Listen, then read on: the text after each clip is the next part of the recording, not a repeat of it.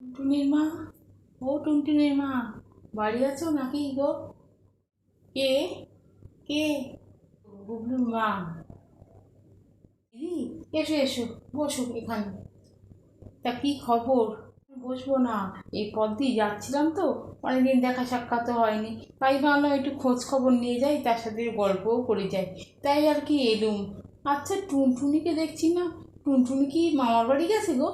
টুনটুনির কথা যায়নি, টুনটুনি তো বাড়িতেই আছে। আসলে ও পড়াশোনায় খুব ভালো তো, একেবারে বইয়ের পোকা হয়ে গেছে। পরীক্ষা এসে গেছে না, তাই আর নাওয়া খাওয়া ছেড়ে আর কোনো দিকে তাকাবার সময় পায় না, সারাক্ষণ বই আর বই। আমি কত করে বলি, যা একটু বইটা রাখ, একটু যা বাইরে গিয়ে ঘোর, সবার সঙ্গে দেখা কর, গল্প কর, তারপর নয় পড়িস। না, সে কিছুতেই আমার কথা শোনে না। ও বলে খালি ভালো রেজাল্ট করতে হবে, ভালো রেজাল্ট করতে হবে, সারাক্ষণ বইয়ের মধ্যে মুখ গুজে বসে থাকে। আর দিদি, তা টুনটুনিকে একটু ডাকবো নাকি?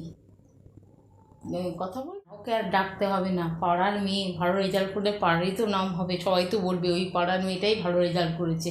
না না, ওকে আর ডাকতে হবে না এখন। আমি বরং পরে এসে আবার তোমাদের সঙ্গে দেখা করে যাব, খোঁজ নিয়ে যাব। এখন তবে আসি গো। কিছুক্ষণ পর যা হয়।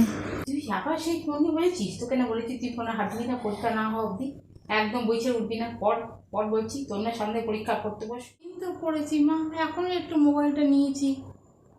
পড়লে এক ক্লাসে কেউ দুবার ফেল করে? এবার তুই পাস না করে দেখ না, দেখ। তুই বাবাকে বলে তোর পড়াশোনাটা ছাড়ি, বিয়ে আমি দিয়েই ছাড়বো তোর, কথাটা মনে রাখিস, তাহলে আমার নাম নয়।